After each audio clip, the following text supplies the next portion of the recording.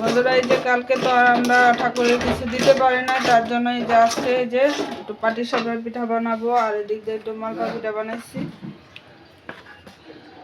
বানায় ঠাকুরের কাছে ভোগ দিব, তারপর আমরা পিঠা খাবো।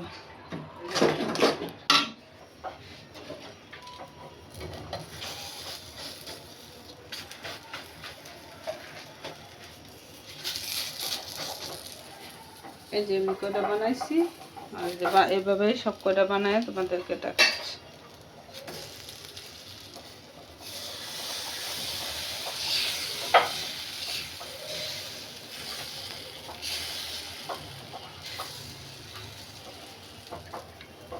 সব একসাথে পড়ছে, একসাথে পড়ো না।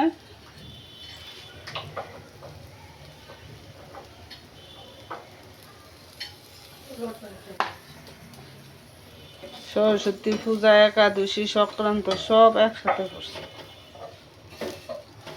এই যে বন্ধুরা এভাবে আমি সব কটা বানায় নিয়ে তারপর তুমি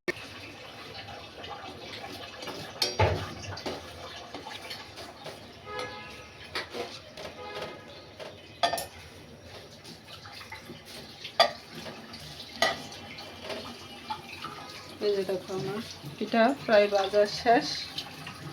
এখন আমি গোবিন্দের কাছে চলে যাব। আবার দুধ ফুলে লইছি, দুধ ফুলেও বানাইছে দিদি, এখন আমি সাইজ করে ই করবো।